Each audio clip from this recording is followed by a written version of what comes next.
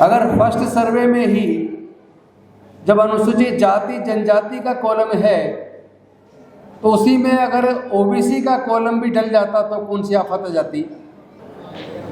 मनुवादी लोग इस देश के मूल निवासी वंचित दलित पिछड़े आदिवासी लोगों की अज्ञानता की वजह से ताकतवर हैं। जो योगी जी ने नारा दिया था बटेंगे तो कटेंगे, वो नारा हिंदू मुसलमान के लिए नहीं था, वो नारा हमारे समाज के लिए था कि तुम बटे रहोगे और कटते रहोगे। संत गुरु रविदास जी, संत कबीरदास जी, गुरु नानक देव जी, ज्योतिबा फूले जी, सावित्रीबाई फूले जी, फातिमा शेख जी, नारायण गुरु जी, डॉक्टर बाबा साहेब अम्बेडकर जी, माता रमाबाई जी, साहू जी महाराज, रामस्वरूप वर्मा जी, जगदेव बाबू कुशवाहा जी, कर्पूरी ठाकुर जी, संत गाड़गे बाबा, मान्यवर कांसीराम साहब सहित समाज के सभी महापुरुषों के चरणों में कोटि कोटि नमन करते हुए, आदरणीय साथियों, हमें सबसे पहले तो ये एहसास होना चाहिए कि हमें अगर कोई हरा सकता है तो वो हमारा अपना समाज है। हमारे मुद्दे अगर पीछे हैं, अगर हमारे मुद्दों का समाधान नहीं हो रहा है, जाति की गणना का कार्य शुरू हुआ लेकिन उस जाति के कॉलम में ओबीसी का कॉलम नहीं है, वो कह रहे हैं अभी तो हाउस का सर्वे है। सवाल ये कि एक ही कार्य के लिए दो दो बार मेहनत क्यों? अगर फर्स्ट सर्वे में ही जब अनुसूचित जाति जनजाति का कॉलम है तो उसी में अगर ओबीसी का कॉलम भी डल जाता तो कौन सी आफत आ जाती। समय भी बचता, पैसा भी बचता, लेकिन सच्चाई ये है कि इनकी नीयत ठीक नहीं है। मनुवादी लोग अपनी काबिलियत और योग्यता की वजह से सफल नहीं है। मनुवादी लोग इस देश के मूल निवासी वंचित दलित पिछड़े आदिवासी लोगों की अज्ञानता की वजह से ताकतवर हैं। चूंकि मनुवादियों की ताकत बढ़ाने का काम बहुजन समाज के अति पिछड़े वर्ग के दलित वर्ग के लोग ही कर रहे हैं। अगर हमारे लोग इनके धार्मिक स्थलों पर जाना बंद कर दें, जहां हमारे लोगों का अपमान किया जाता वहां जाना बंद कर दें, जहां धार्मिक जुलूसों में तलवारें लहराई जाती है वहां जाना बंद कर दें, हमारे लोग अगर कथावाचकों को सुनने जाना बंद कर दें, हमारे लोग अपने बच्चों के भविष्य के लिए सारे लोग एकजुट हो जाएं, तो 10 से 12% लोग किसी भी कीमत पर भारत में किसी भी क्षेत्र में, चाहे राजनीतिक क्षेत्र हो चाहे वो कोई अन्य क्षेत्र हो, किसी भी क्षेत्र में सफल नहीं हो सकते। अगर वो सफल हैं तो हमारी अज्ञानता की वजह से है, क्योंकि हमारे ही लोग उनकी ताकत बन जाते हैं। हम लोग को समझना पड़ेगा कि हमारे फायदे में क्या है, हमारे नुकसान में क्या है, किस कार्य को करने से हमें फायदा है और किस कार्य को करने से हमें नुकसान है। अगर हम कोई भी कार्य करने से पहले एक बार दिमाग में सोच विचार कर लें और सोच विचार करके अगर निर्णय लें तो मैं समझता हूं किसी भी कीमत पर मनुवादी लोग जो हमारे मुद्दों में बाधा बन के खड़े हैं वो लोग सफल नहीं हो सकते।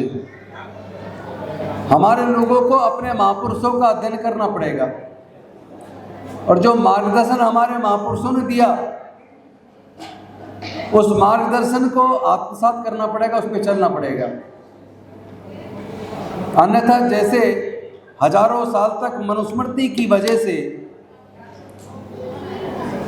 मनुस्मृति रूपी संविधान में प्रोविजन करके इस देश के महिलाएं, शूद्र, अछूत, आदिवासी, इन लोगों के पढ़ने लिखने पर धार्मिक बंदिश रखी, व्यापार करने पर धार्मिक बंदिश रखी, ज्ञान अर्जित करने पर धार्मिक बंदिश रखी, संपत्ति अर्जित करने पर धार्मिक बंदिश रखी, और हमारे लोगों के जीवन को इन लोगों ने जानवर से भी बदतर जीवन जीने के लिए मजबूर किया। और जिनकी वजह से हम गरीब हुए, जिनकी वजह से हम ज्ञान से वंचित रहे, जिनकी वजह से हम लोग संपत्ति से वंचित रहे, जिनकी वजह से हम लोग व्यापार से वंचित रहे, हम लोग उन्हीं लोगों को ताकत देने का काम कर रहे हैं। तो जब तक हमारे दिमाग से मानसिक गुलामी खत्म नहीं हो जाती, तब तक हमारे बच्चों का भविष्य सुरक्षित नहीं है। कम से कम हमें अपने आने वाले बच्चों के भविष्य के बारे में सोच के निर्णय लेना पड़ेगा। बीजेपी की सरकार जब से सत्ता में आई है, तब से धीरे धीरे उन्होंने सरकारी नौकरियों को खत्म करके ठेकेदारी प्रथा में दे दिया। अब ठेके पे नौकरी लगती है तो ठेकेदार जब चाहे तब बाहर निकाल देता है। और शिक्षा को इतना महंगा कर दिया कि पैसे के अभाव में अपने आप ही पढ़ाई छोड़ रहे हैं। फिर भी कोई हिम्मत करके पढ़ता है तो उसको इतना प्रताड़ित किया जाता है।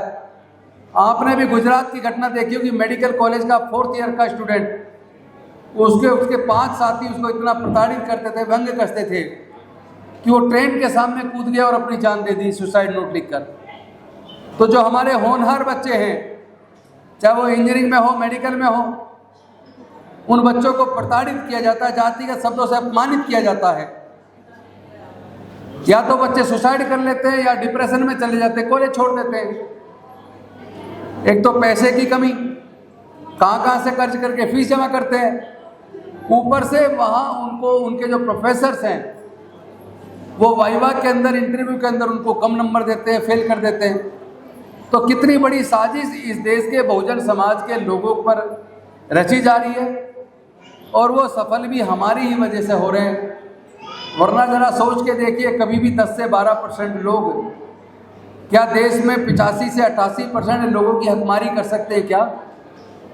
अगर वो हमारे हकों पर हमला कर रहे हैं तो इसका कारण सिर्फ एक है, हम लोग आपस में बटे हैं। और वो लोग जो योगी जी ने नारा दिया था, बटेंगे तो कटेंगे, वो नारा हिंदू मुसलमान के लिए नहीं था, वो नारा हमारे समाज के लिए था कि तुम बटे रहोगे और कटते रहोगे। उससे सीख लेकर हमें आपस में एकजुट हो जाना चाहिए और एकजुट होकर अपने आने वाले बच्चों के भविष्य के लिए मजबूती के साथ लड़ाई लड़नी चाहिए। वरना आने वाले समय में हमारे बच्चे हमें माफ़ नहीं करेंगे, हम अपने बच्चों से आंखें नहीं मिला पाएंगे। तो मेरी तबीयत भी ठीक नहीं है, आज बुखार में ही मैं इसलिए आया। मैंने कहा यार मनोबल नहीं टूटना चाहिए, हमारे साथी इतनी मेहनत करके कार्यक्रम करते हैं, तो इसलिए मैं आया। इस आह्वान के साथ अपनी वाणी को विराम देता हूँ कि आप लोग संकल्प ले लीजिए, हमारे लोगों को किसी भी प्रकार के नशे से दूर रहना है और किसी भी तरीके से अपने बच्चों को पढ़ाना है, धार्मिक उन्माद से दूर रहना है। जहाँ धर्म के आधार पर दंगे होते हैं, उस दंगों से अपने बच्चों को दूर करना है और बहुजन समाज के बच्चों को एकजुट करके अपने बच्चों के भविष्य के अधिकार की लड़ाई को लड़ना है। बस इन्हीं शब्दों के साथ मैं अपनी वाणी को विराम देता हूँ। बहुत बहुत धन्यवाद। जय भीम, जय भारत, जय संविधान, जौहार।